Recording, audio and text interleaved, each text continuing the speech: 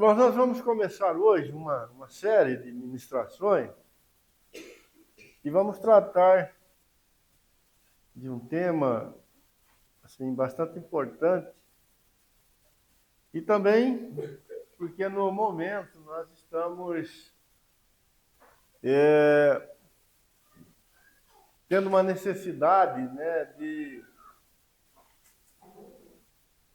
esclarecimento, uma necessidade de discernimento, né, da palavra de Deus em relação a essa questão que vamos tratar. Nós vamos fazer essa série, né, voltada para nossa relação, nossa como filhos de Deus, com as riquezas, com as posses, né, com os recursos, com o dinheiro que Deus tem colocado nas nossas mãos. Esse tema, irmãos, a palavra de Deus, ela dá muita importância, né? Não sei se os irmãos sabem, mas em cada 3 versículos da Bíblia, de forma direta ou indireta, um deles fala de riquezas, né? De dinheiro, de recursos. Nenhum outro tema, né, na palavra de Deus é tão intenso, né? Tão presente como este que nós vamos tratar. Não, com certeza, por ser ele tão difícil, né? Mas provavelmente é por causa do nosso coração, né? Se Deus teve que falar tanto, insistir tanto, é porque é algo difícil para nós aprendermos, né, corretamente, né, nos relacionarmos com as riquezas, com o dinheiro, com as coisas que Deus colocou em nossas mãos. Alguém já disse com muita sabedoria que a última coisa de um homem que se converte é o bolso, né? Ele vai se convertendo e o bolso é a última coisa que se converte, né? E com certeza há muita verdade nisso. Nós precisamos, irmãos, cuidar do nosso relacionamento com as posses, porque é algo muito sério. Não podemos lidar com isso assim como algo secundário, né? Como algo que não tem muita importância. Se fizermos isso, nós vamos errar. É algo sério, né? É algo que tem peso, né, na nossa vida. Não podemos tratar o dinheiro, não é 100% correto, né? Tratar o dinheiro como alguma coisa neutra, como alguma coisa que em si mesmo não carrega nenhuma realidade espiritual. Né? O Senhor Jesus, ele disse algo a respeito do dinheiro, da riqueza, que nós precisamos considerar sempre, né? Em Mateus 6,24, o Senhor Jesus disse que o dinheiro, né, é um Deus. Ele chamou o dinheiro de Deus, né? Com D minúsculo, lógico. Então, nessa fala do Senhor Jesus, nós percebemos que o dinheiro não é uma coisa totalmente neutra, né? Ou seja, que depende exclusivamente de como nós lidamos com ele. Ele pode ser 100% bom e 100% mal. Por um lado, isso é verdadeiro. Mas não podemos perder de vista que há algo além disso, presente, né, nas riquezas, né, no dinheiro. Uma outra coisa importante que aparece nas Escrituras, né, quando nós olhamos para esse tema, é que o dinheiro ou as riquezas, as posses, tem um poder de escravizar o homem muito grande. Muitas coisas podem escravizar o coração do homem aqui nesta terra, neste mundo. Mas poucas, né, talvez muito poucas, né, têm o poder de escravizar o coração do homem como o dinheiro. O dinheiro, a riqueza, as riquezas têm tentáculos assim poderosos, né? Que podem escravizar o homem de uma forma muito profunda, fazer com que a sua vida não cumpra, né, os propósitos de Deus aqui nesse mundo e nem na eternidade.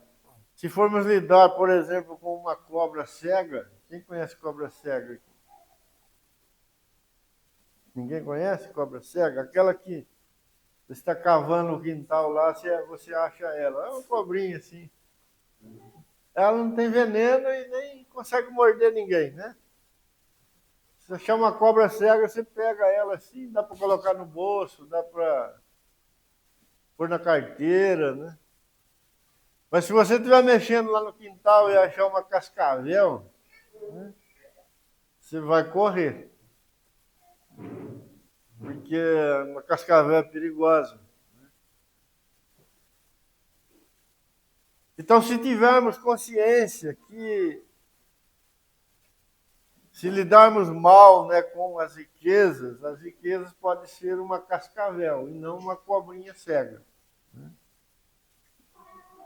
E é bom saber disso, né, que as riquezas têm esse poder de escravizar, né, de prender, de causar muitos males para a alma do homem.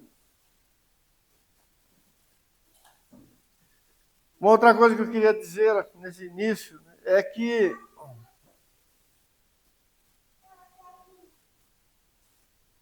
cada ano que passa, né, a confusão aumenta em relação a dar, ofertar, dizimar, contribuir, ou seja, no lidar com o dinheiro e com as riquezas, especialmente no meio dos filhos de Deus. Eu estava pensando um pouquinho, né?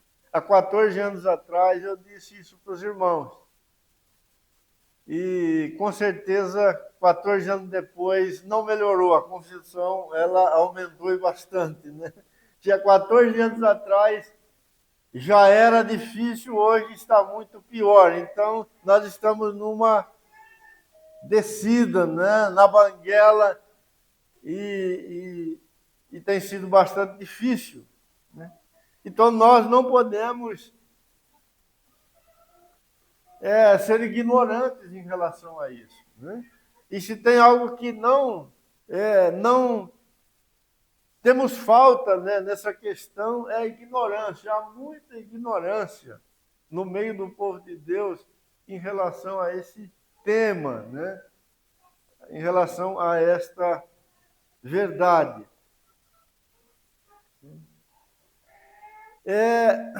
O que nós vamos falar, irmãos, nas próximas reuniões, né, hoje e nas próximas, relacionados com as riquezas, né, com o dinheiro, não diz respeito à nossa administração, né? Não é como cuidar do dinheiro lá na nossa casa, como gastar o nosso dinheiro lá no nosso lar, né? Como poupar, como ganhar. Não vamos estar olhando para este lado durante esses dias. Esse é um outro tema, né? relacionado com as posses, mas não vamos tratar dele agora. Nós vamos tratar da relação do nosso coração com as riquezas, com o dinheiro. Como que nós, como filhos de Deus, devemos, orientados e baseados nas Escrituras, devemos nos relacionar com as coisas que o Senhor tem colocado em nossas mãos. É disso que nós vamos tratar. Mas para tratar disso, nós vamos falar de oferta, nós vamos falar de esmolas, nós vamos falar de coletas, nós vamos falar de dízimos, Enfim, nós vamos falar do dar, que está tão presente na palavra de Deus, Vamos falar das bênçãos de Deus para os seus filhos relacionados a isso, dos créditos, que os filhos de Deus alcançam quando agem, se relacionam de forma correta com as riquezas e outras coisas mais. O mundo, irmãos, o homem sem Cristo, e não tem a palavra de Deus na sua vida, ele se relaciona com as riquezas não com base na verdade de Deus. Não é assim? O mundo tem uma regra, ele tem um padrão para se relacionar com as riquezas. E essa regra, ela é praticamente universal, Se você for lá no Japão e prestar atenção como os homens se relacionam com o dinheiro lá, você vai ver que não é muito diferente do que acontece aqui no Brasil, Se você for lá em Americana e olhar para os homens, você vai ver que eles se relacionam com o dinheiro e do mesmo jeito que os homens se relacionam aqui em Santa Bárbara. Ou seja, os homens sem Cristo, eles seguem um padrão que o próprio mundo, que esta realidade que eles estão colocados, sem Deus, estabeleceu. E eles não conhecem outra coisa. E nós, quando vivemos, infelizmente, nós vivemos anos da nossa vida sem Cristo, nós adquirimos esse padrão. Ele foi desenvolvido no nosso coração. E alguns aprendem esse padrão rapidinho, porque tem bons professores em casa, pais e mães assim que são mestres, doutores em ensinar esse caminho, esse modelo de relacionamento. E nós aprendemos rápido, Já como criança nós aprendemos, observando aqueles que estão do nosso lado, como que se relaciona com o dinheiro. E uma coisa básica que a gente aprende, talvez a primeira, é que o melhor lugar para o dinheiro ficar é no nosso bolso. Não foi assim, senhor? A mãe já fez um bolsão grande, assim, com uma bocona bem grande, e falou, dê um jeito de encher ele, porque se você conseguir encher esse bolsão aí, você vai ser um homem feliz, uma mulher feliz. E nós aprendemos isso rapidinho. Quando nos colocaram na escola, quais foram as primeiras palavras que disseram para nós? Olha, estude, se esforce, aprendam, para quê? Ganhar dinheiro. E nós fomos assim, rapidinho, aprendendo que é assim, Que é assim. Mas nós, irmãos, como filhos de Deus, nós estamos em Cristo, a igreja do Senhor Jesus, ela não pode se relacionar com o dinheiro com base nesse padrão. Não pode se relacionar com as riquezas com base nesse padrão. Nesse modelo que aprendemos com o mundo. A palavra de Deus, ela tem a revelação da vontade de Deus para a nossa vida nessa área. No Senhor, nós vamos receber a maneira correta, né, de agradarmos o coração de Deus com as nossas posses, né, com os nossos recursos, com aquilo que Deus colocar em nossas mãos. Então, nós precisamos de uma outra escola, né? E essa escola, né, ela procede do próprio Deus, né? E revelou, né, a sua vontade, a sua verdade nas Escrituras. E na vida de seus filhos, em várias situações, deixando para nós modelos, né? Caminhos que devemos andar neles, né? Para a glória de Deus. E para a nossa verdadeira alegria. Paulo, quando ele escreve a Timóteo,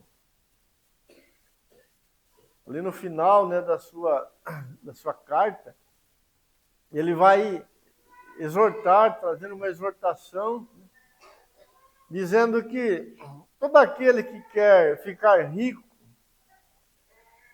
e aí com certeza Paulo está olhando para essa questão que acabamos de colocar, quer ficar rico segundo o modelo deste mundo, segundo o padrão deste mundo, porque esse é o contexto ali da sua fala, né?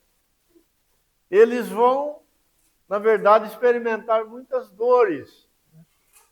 Vão colher muitos sofrimentos, né? E correm o risco, né, de naufragarem na fé. Por quê? Porque o modelo, o caminho, né, adotado, escolhido, não é o de Deus. Não é aquele que glorifica a Deus. E por isso, Paulo está sendo firme ali, né, na sua carta a Timóteo. Então nós, irmãos, vamos começar por aqui. Nós vamos buscar a verdade de Deus, vamos meditar na verdade de Deus, procurando e perseguindo este padrão de Deus, esse modelo de Deus. Porque o do mundo nós já sabemos, né? Nós já fomos ensinados, nós já perdemos uma boa parte da nossa vida andando nele. O que nós queremos, o que nós precisamos é que a verdade do Senhor governe os nossos corações nessa questão. Então nós vamos abrir a palavra de Deus em Gênesis e nós vamos olhar para a vida de Abraão. Fez uma aliança com ele e se revelou de forma maravilhosa, né, esse nosso irmão. E já na vida de Abraão, nós aprendemos algumas coisas relacionadas, né, com o tema. Gênesis 14, eu creio que os irmãos conhecem a história de Abraão, né? Mas aqui no capítulo 17, finalzinho do capítulo 16, Abraão está próximo da cidade de Sodoma. ali com seus rebanhos, né, com suas famílias, e o seu sobrinho Ló já estava morando em Sodoma. Eles já haviam se separados, né? E Ló estava morando em Sodoma, com a sua família, com as suas riquezas, enfim. E nesse momento, nesse período, 5 reis da região da Pérsia estavam ali na região guerreando com os reis, né, daquele lugar, inclusive contra o rei de Sodoma, né?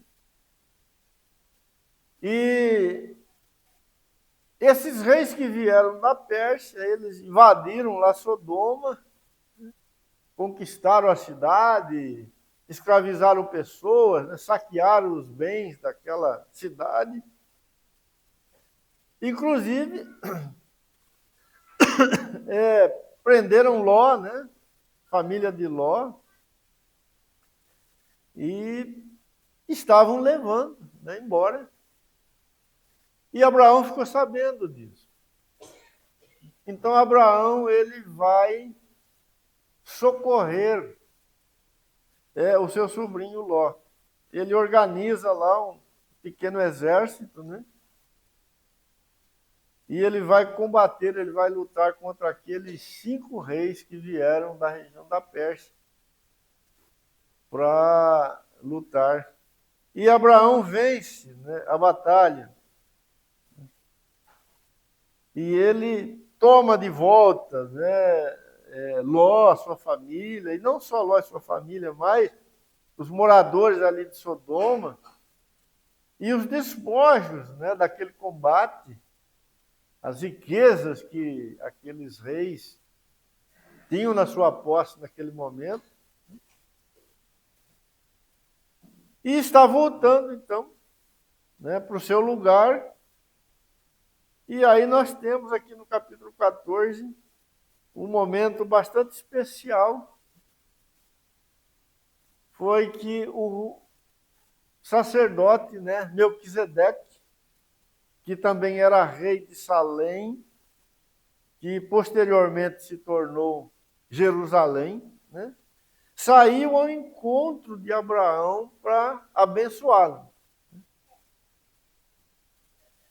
Se você quiser saber mais desse Melquisedeque, vai lá para o capítulo 7 do livro de Hebreus, que Hebreus conta melhor, né, quem era Melquisedeque. E Melquisedeque, né, abençoa Abraão. E Abraão decide aqui, né, dar o dízimo, ou a 10ª parte de tudo que ele tinha conquistado naquele combate, para o sacerdote Melquisedeque. Então vamos ler o texto. Capítulo 14, a partir do verso 17. Após voltar, Abraão, que ainda era Abrão, né, de ferir Kedorlaomer e aos reis que estavam com ele, saiu-lhe ao encontro o rei de Sodoma, no vale de Savé, que é o vale do rei. Melquisedeque, rei de Salém, trouxe pão e vinho. Era sacerdote do Deus Altíssimo. E abençoou ele a Abrão e disse: Bendito seja Abrão pelo Deus Altíssimo, que possui os céus e a terra. E bendito seja o Deus Altíssimo que entregou os teus adversários nas tuas mãos. E de tudo lhe deu Abrão o dízimo. Então, Melquisedeque abençoa, né, Abraão, dá louvores a Deus pela vitória. E Abraão, como reação, né, como resposta, ele deu o dízimo de tudo que tinha conquistado naquela batalha. Ele deu a Melquisedeque, que era sacerdote do Rei Altíssimo, ou seja, de Deus, né? Eu queria chamar a atenção dos irmãos para algumas coisas aqui neste encontro, né, entre Abraão e Melquisedeque. Nós temos aqui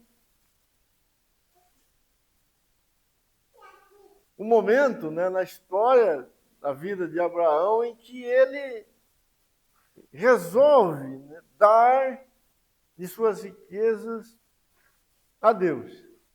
E vamos ver como ele fez isso. Não havia nenhum mandamento que mandasse, né, que ordenasse Abraão fazer isso. Não havia. A lei veio depois, né? Não estava escrito em lugar nenhum que Abraão deveria fazer isso. Abraão fez isso porque ele quis, né? Foi algo do seu próprio coração. Foi voluntário. Não é isso que está escrito aí? Final do verso 20. E de tudo lhe deu Abraão o dízimo. Né? Então ele foi espontâneo, né, no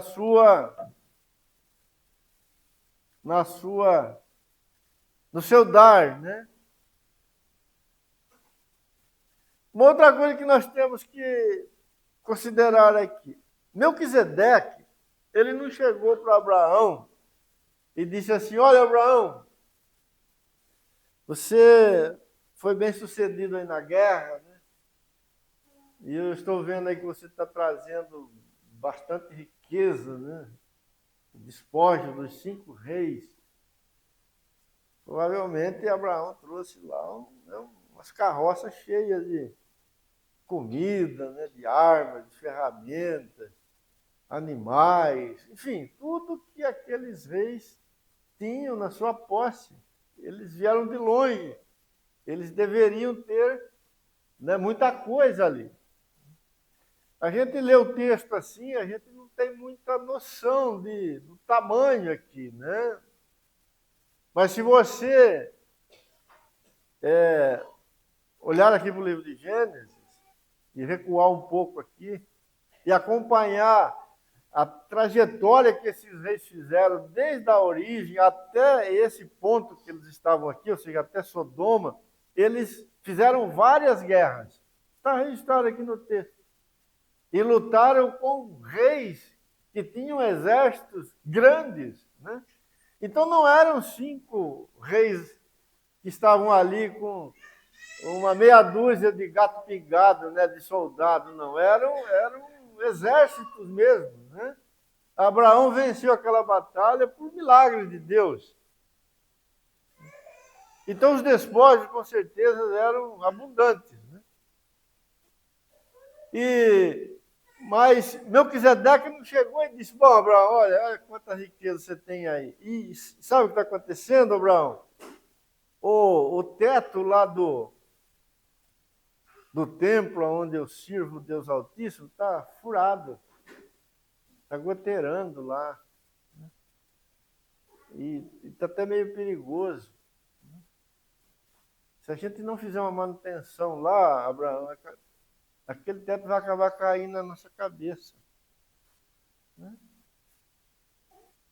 Poxa, Abraão, olha como Deus te abençoou. E Abraão com a sua cabeça falou: então tá bom, Melquisedeque, eu vou dar para você 10% de tudo isso aí. Não está escrito isso, irmão. Melquisedeque não apresentou nenhuma necessidade para Abraão. Ele se apresentou como sacerdote do Deus Altíssimo, ou como mensageiro do Deus Altíssimo, ou como representante do Deus Altíssimo. E por causa disso, Abraão deu voluntariamente a 10ª parte daquelas riquezas que ele havia conquistado. O que nós aprendemos aqui, irmãos? Que Abraão, no seu coração ali, sendo voluntário, ele não exigiu de Abraão nenhuma justificativa para que ele desse parte de suas riquezas. Melquisedeque não convenceu Abraão que seria bom ele dar, que ele deveria dar, que tinha uma necessidade. Não, Abraão deu por causa do Deus Altíssimo que estava ali, né? Representado por Melquisedeque.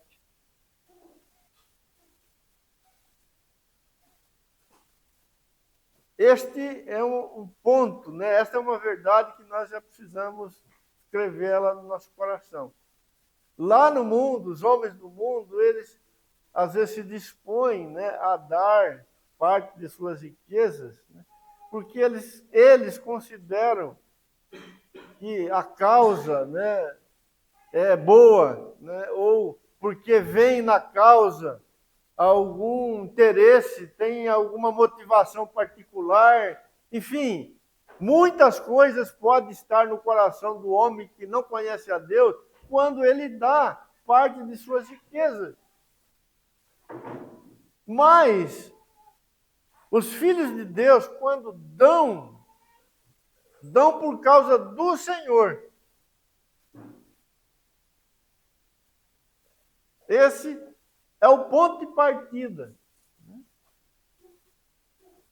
Então, quando nós, por exemplo, exigimos que nos convença que a causa é justa, que o motivo é maravilhoso e que a necessidade é grande, né? O nosso pensamento ainda é o pensamento do mundo.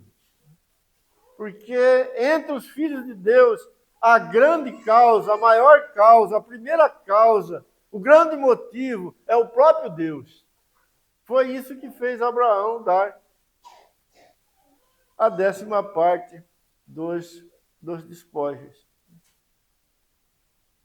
Às vezes, irmãos, na igreja, né, tem abençoados, né, que eles falam mais ou menos assim, olha, eu só vou ofertar, eu só vou contribuir, eu só vou participar se mostrarem para mim aonde vai ser colocado cada centavo. Eu preciso conferir para ver se essa causa aí é boa, se eu concordo com ela, se ela... Esse tipo de atitude, irmãos, é mais avareza do que disposição para realmente dar. Porque Abraão, quando ele deu aqui, ele não fez nenhuma pergunta para Melquisedeque, porque ele deu a Deus. Nós vamos ver mais para frente, né? Nas próximas ministrações, que essa causa secundária, ou seja, para onde o Senhor movimenta as riquezas que os filhos dão a ele, né, também fazem parte desse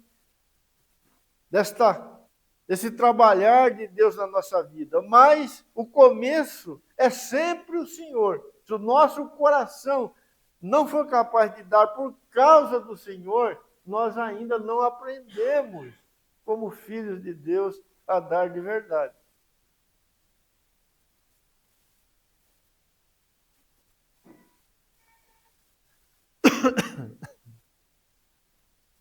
Uma outra coisa, Abraão fez isso aqui com Melquisedeque, e nós não encontramos nas Escrituras se Abraão fez isso mais alguma vez. Né? Se ele fez, não está escrito.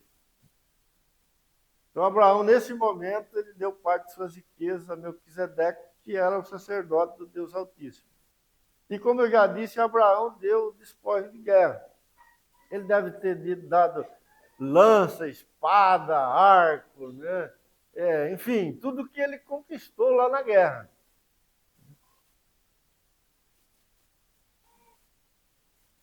É isso que o texto diz.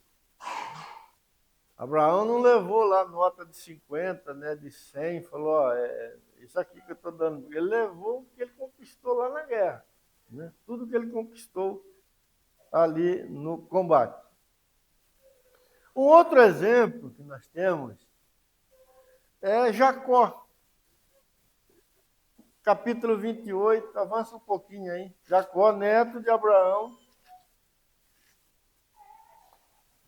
Capítulo 28, verso 20. Jacó está fugindo de Esaú, seu irmão. E no meio da fuga, um dia ele, aliás, um dia, né, durante a noite, ele deita para dormir, coloca uma pedra como travesseiro e ele tem um sonho. E desse sonho ele vê uma grande escada que une os céus e a terra e vê anjos subindo e descendo por ela. E ele chama aquele lugar de Betel, né, casa de Deus. Então vamos ler o texto, Gênesis 28, 20. Fez também Jacó um voto, dizendo, se Deus for comigo e me guardar nesta jornada que empreendo, e me dar pão para comer e roupa para que me vista, de maneira que eu volte em paz para a casa de meu pai, então o Senhor será o meu Deus. E a pedra que erigi por coluna será a casa de Deus. E de tudo quanto me concederes, certamente eu darei o dízimo. Deus havia feito promessas, né, para Jacó. Você lê os versículos anteriores, né? Deus tinha dado tudo para Jacó, né? Aquilo que ele tinha dado para Abraão, agora estava sendo confirmado como sendo de Jacó.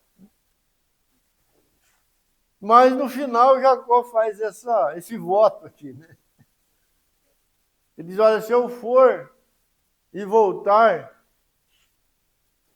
e se o Senhor cuidar de mim, Deus falou que ia cuidar. Ele estava sendo abençoado. Mas, enfim, ele ainda achou bom fazer um voto. Né? Ele disse, certamente eu darei o dízimo de tudo. Jacó ficou 20 anos lá na casa do seu tio Labão, para onde ele fugiu, né? Fugiu do seu irmão, e lá ele prosperou. E ele retorna para a casa de seu pai 20 anos depois, e ele traz bastante coisa, né?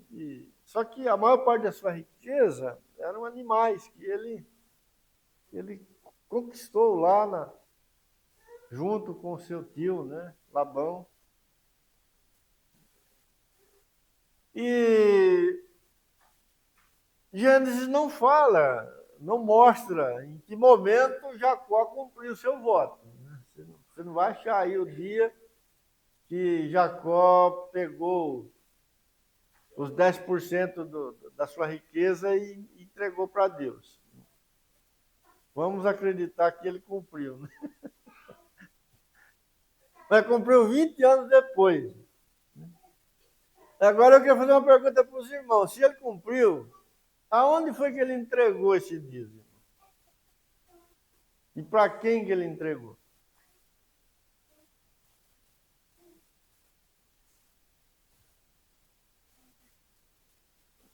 Eu não fiz as contas aqui, nem sei se o texto mostra claramente quantos animais Jacó tinha, né? Mas era bastante. 10%, muito bicho, né?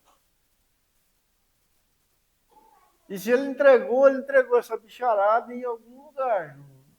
Mas nós não sabemos. Não sabemos.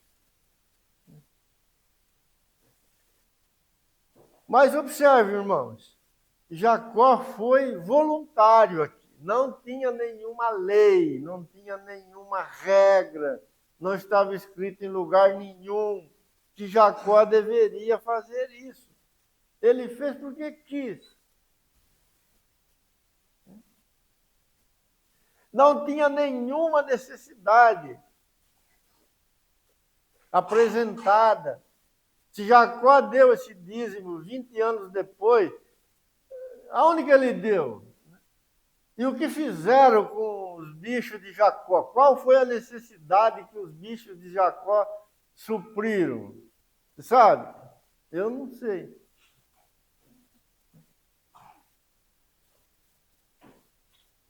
Mas o que é importante? Que Jacó fez isso por causa do Senhor. Não foi por causa de uma necessidade, que a necessidade nem existe. Não foi porque alguém mandou, não havia nenhum mandamento. Não foi porque Deus pediu, porque Deus não pediu. Deus tinha falado para ele, aliás, um pouquinho antes, Jacó, eu vou te dar, estou te dando tudo.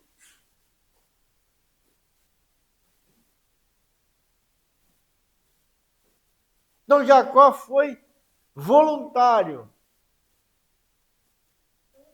Não havia necessidade, mas ele fez por causa do Senhor. Do Senhor. Ninguém chegou lá para Jacó e disse, olha Jacó, nós estamos precisando. Se você for lá e voltar rico, não se esquece de nós, Jacó, que nós temos essas coisinhas que vai responder. Ninguém falou isso para Jacó. Mas ele deu.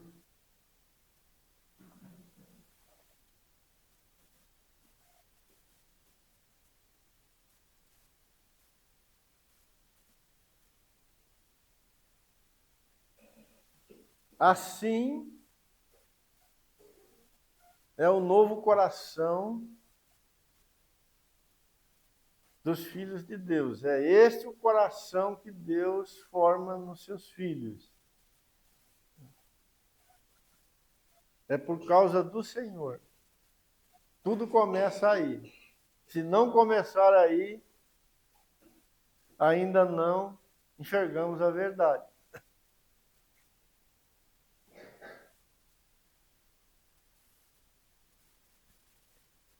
Mas passou, né, o tempo dos patriarcas, enfim, chegou o tempo da lei, né?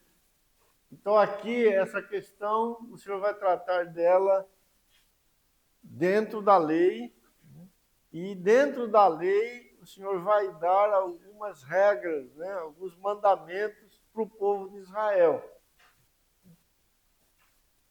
Então aqui a vontade de Deus, né, ela vai sendo mostrada, né, com mais clareza. E quando olhamos, né, para esse período, nós aprendemos muitas coisas importantes, né, para nós relacionadas, né, com esse tema. Vamos abrir Levítico, capítulo 27. Aqui, sob a lei, Deus então ordena, Deus dá mandamento para Israel com relação às posses, às riquezas, né? Então diz assim, verso 30. Também todas as dízimas da terra, tanto dos cereais do campo como dos frutos das árvores, são do Senhor. Santas são ao Senhor. Então Deus disse para Israel, a 10ª parte de tudo que vocês colherem, né, no campo, das árvores, pertence ao Senhor. 31. Se alguém das suas riquezas quiser resgatar alguma coisa, acrescentará a sua 5ª parte sobre ela. No tocante às dízimas do gado e do rebanho e de tudo que passar debaixo do bordão do pastor, o dízimo será santo ao Senhor. Então, os animais também, né? A 10ª parte, tudo pertencia ao Senhor. Não se investigará se é bom ou mal, nem o trocará. Mas, se de algum modo o trocar, um e outro serão santos, não serão resgatados.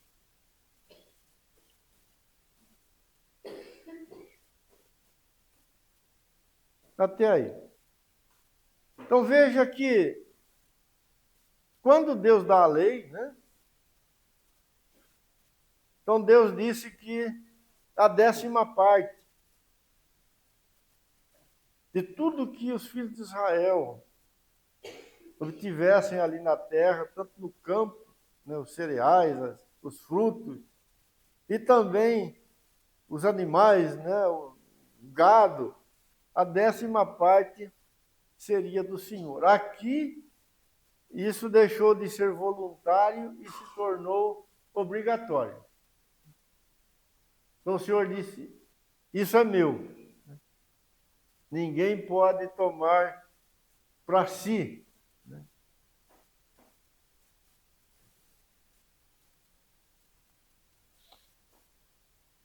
Veja que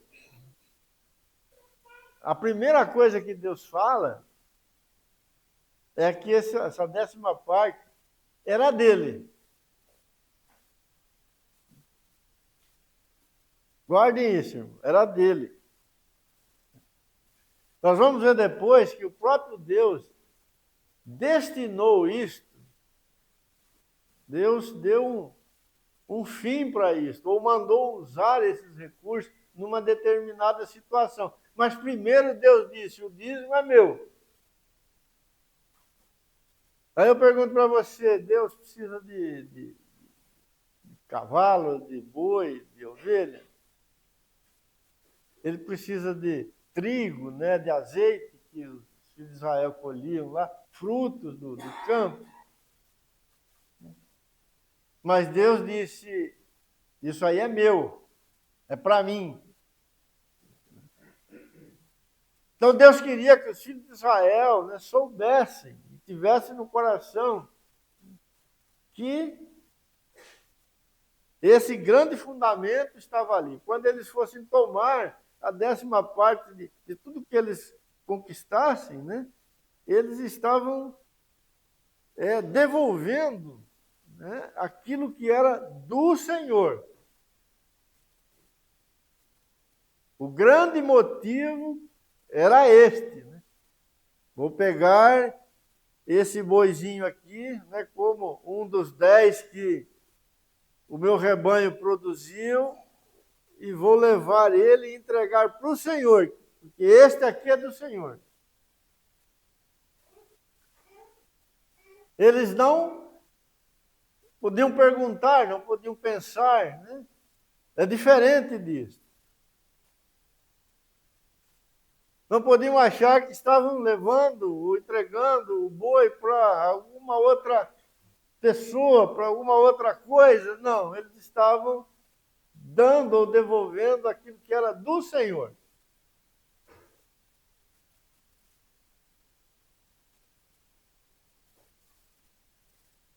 Em Números, capítulo 18, verso 21, aos filhos de Levi dei todos os dízimos em Israel por herança, pelo serviço que prestam, serviço da tenda da congregação.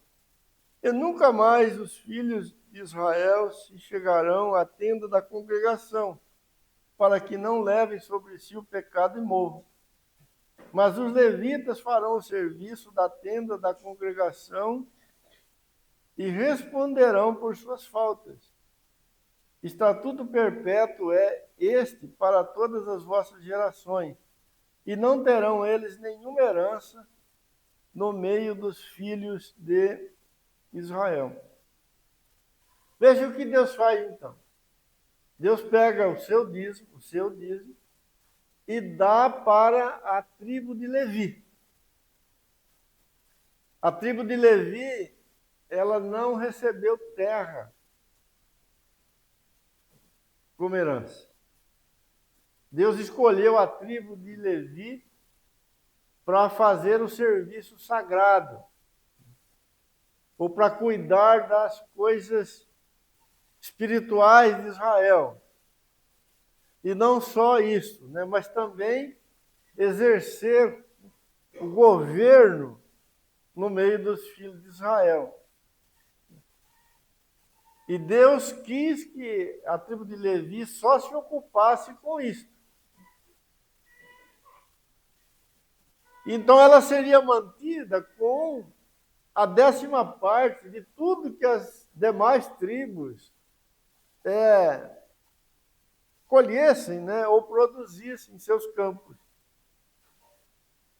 Então Deus pega esse dízimo de tudo, que ele disse a princípio que era dele, e dá para a tribo de Levi, porque ela não tinha herança entre os filhos de Israel.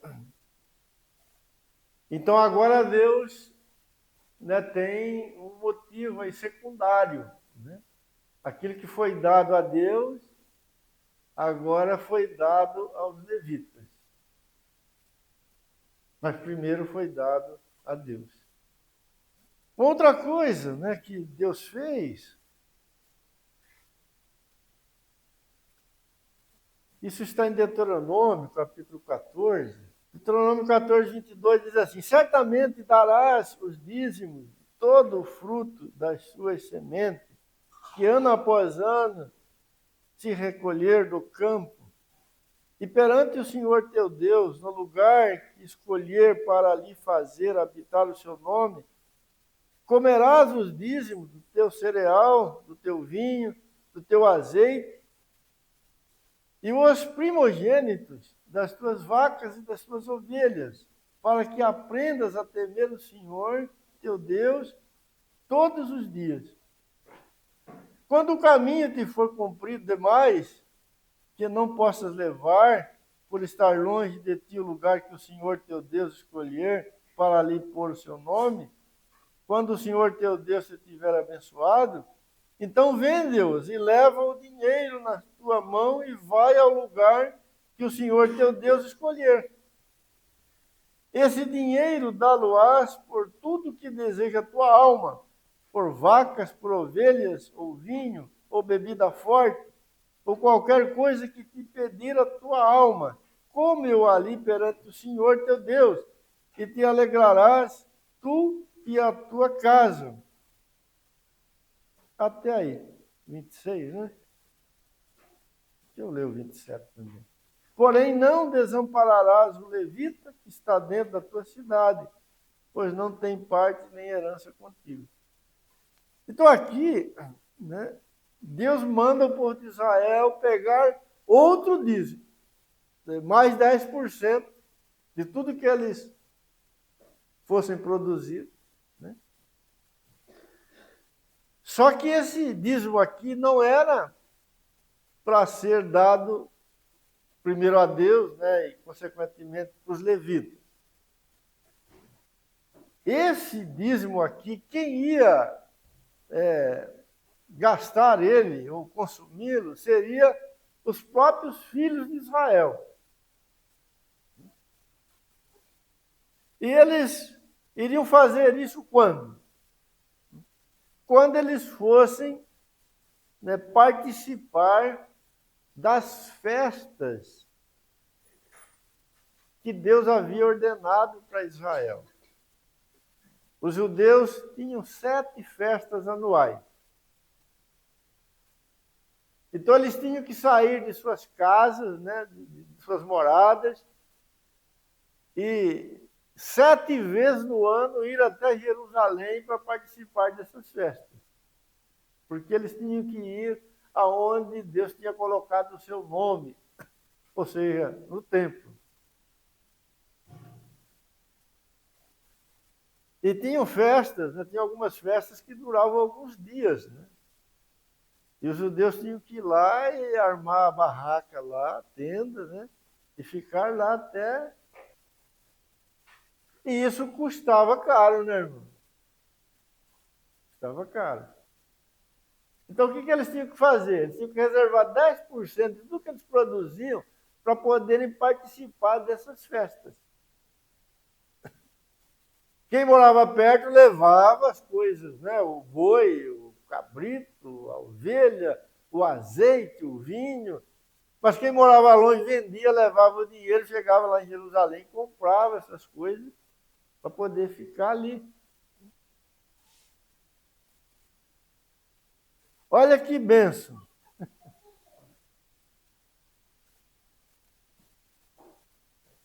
Por que Deus estava fazendo isso? Porque Deus queria que eles fizessem isso. Porque era nessas festas que eles iam, como o texto diz aqui, né, se alegrar diante do Senhor e aprender a temer o Senhor. Nós sabemos, irmãos, que essas festas, todas elas falam de Jesus. Todas elas. Né? Festa da Páscoa, dos pães asmos, das primícias, do Pentecostes, das trombetas, da expiação, do tabernáculo. 7 festas. Todas elas falam de Cristo. As 3 primeiras aconteceram com a manifestação do Senhor Jesus. A 4ª, que é o Pentecostes, se cumpriu, lógico, no dia que o Espírito de Deus foi derramado. E as últimas 3 vão se cumprir quando o Senhor retornar. Elas vão se cumprir plenamente. Mas todas elas falam do Senhor Jesus. Então, o que Deus estava ordenando para Israel? Olha, 1/10 das vossas riquezas, das vossas posses, dos vossos recursos, vocês vão gastar com isso. Vocês vão a Jerusalém e vocês vão ter contato com estas figuras, com estas sombras. Qual o propósito, qual a finalidade? Conhecer a Deus e aprender a temer o seu nome e se alegrar na sua presença.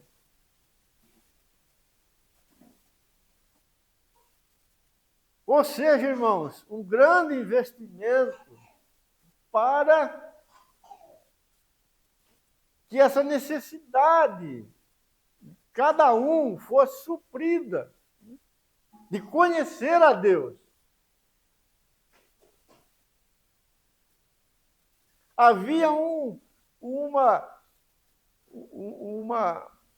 realidade espiritual em cada uma destas festas, que para o judeu se apropriar dela ou ser alcançado por ela, ele precisava estar lá em Jerusalém. Ele precisava ter contato com estas coisas. Para ele ir vendo o Cordeiro de Deus, ele precisava também matar o Cordeiro, comer o Cordeiro. Para ele ver o Filho Santo de Deus, ele precisava participar da festa dos pães asmos, comer os pães asmos. Ele precisava estar ali.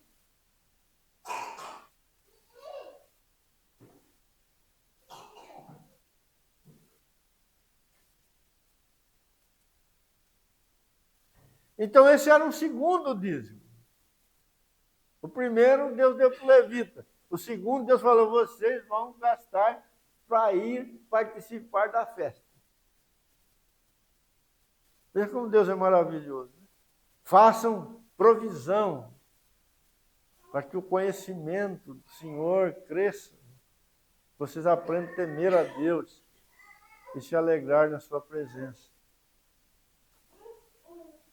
Deus queria que os filhos de Israel se relacionassem com o dinheiro assim.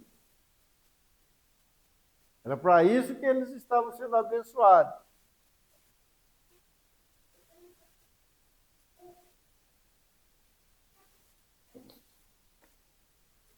Quanto que nós guardamos assim anualmente com esse propósito? Nós não vamos participar das festas, né, do tabernáculo, dos pães asmos, da Páscoa. Nós estamos no tempo da graça, né? Mas nós, irmãos, estamos no tempo da realidade. Os judeus só viveram à sombra disso. Nós vamos ver depois que Deus deu, na verdade, à igreja a oportunidade de usar bem as suas riquezas para, de fato, conhecer o Senhor Deus e aprender a temer o seu nome. Deuteronômio 14, está aí aberto, né? A partir do 28. Deus ordena mais um dízimo aqui.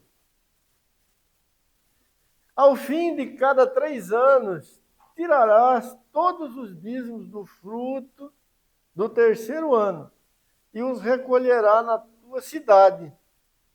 Então virão o levita, pois não tem parte nem herança contigo, o estrangeiro, o órfão, a viúva, que estão dentro da tua cidade, e comerão e se fartarão, para que o Senhor teu Deus te abençoe em todas as obras que as tuas mãos fizeram. De 3 em 3 anos, Deus ordena este 3º dízimo aqui.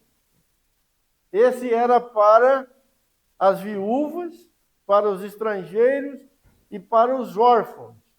E para os levitas que moravam ali, né, em cada cidade.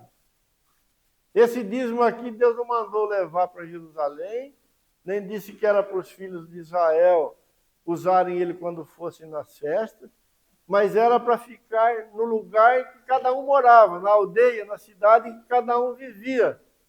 E de 3 em 3 anos ele deveria ser repartido com os pobres, com as viúvas, com os órfãos e com os estrangeiros. E olha que interessante. Deus não eliminou no meio dos filhos de Israel a viúva, nem o pobre, nem o órfão e nem o estrangeiro.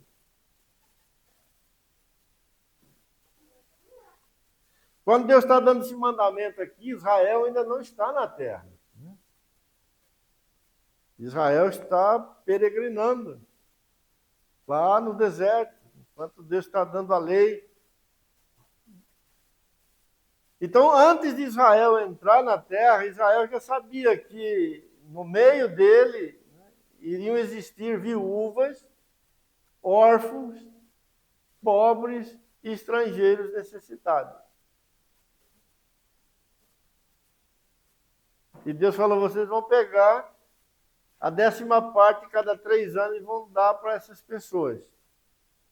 Não seria mais fácil Deus eliminar o pobre, a viúva, o órfão, o necessitado e falar para os filhos de Israel, agora esses 10 aí não precisa mais porque não tem mais essa necessidade. Deus não fez isso, irmão.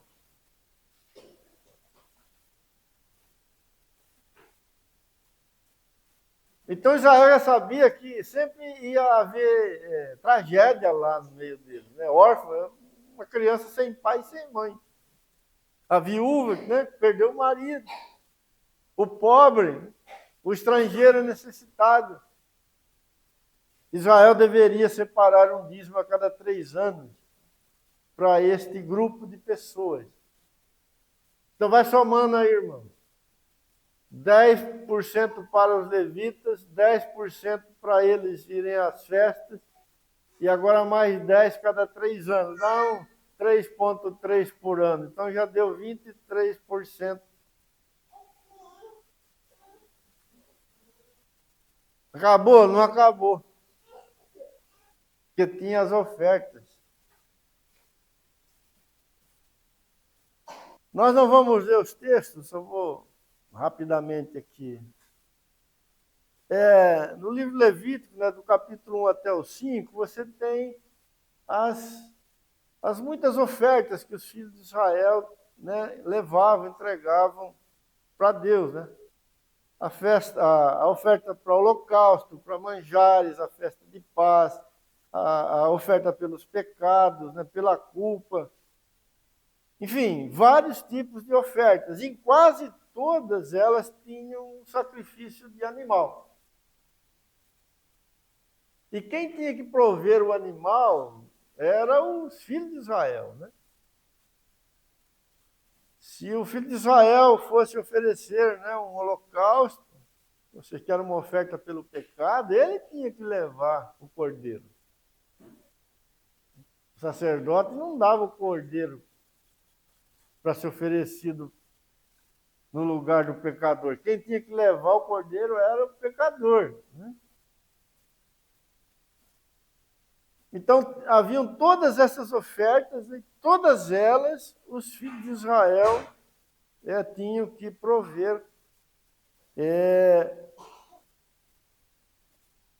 segundo o que estava escrito, né? E assim vivia Israel, e isso era obrigatório, né? Era mandamento de Deus para a vida deles. Com isso, irmãos, Deus organizou, né, ali o povo de Israel de uma forma completa, né? Podemos dizer que Israel, quando se estabeleceu ali em Canaã, ele por muito tempo foi uma teocracia, né? Ou seja, um governo de Deus. Só lá nos dias de Saul, né, que um rei foi solicitado, né, e essa situação mudou. Mas a princípio Deus administrava, ou o Estado de Israel era administrado pelos próprios levitas, né?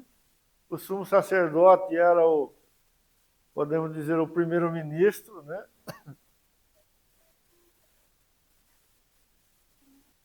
Então, aquele primeiro dízimo era suficiente para manter não só o serviço sagrado, mas também a própria administração de Israel. Israel não tinha rei, Israel não tinha judiciário, né? Não tinha legislativo. Era o sumo sacerdote, os sacerdotes ali que governavam, né? Que conduziam o povo. E para isso, o dízimo que foi dado aos levitas bancava. Deus também proveu para os dias santificados, ou seja, aqueles dias que a nação de Israel tinha que estar na presença dele para serem ministrados. E por último, Deus também proveu para todos os necessitados. Não deixou desamparados os mais fracos, né? Aqueles que realmente precisavam de ajuda. Então nós temos aqui 3 grandes destinos que o próprio Deus deu para as dádivas do seu povo naquele tempo. Nós vamos ver isso com calma depois, no Novo Testamento, no tempo da graça, o que nós estamos vivendo hoje. Nós vamos ver que nada disso mudou. E esses 3 grandes destinos continuam sendo os destinos, né, que o coração de Deus deseja que a sua igreja se mova, né, e corresponda com ele para satisfazer cada um.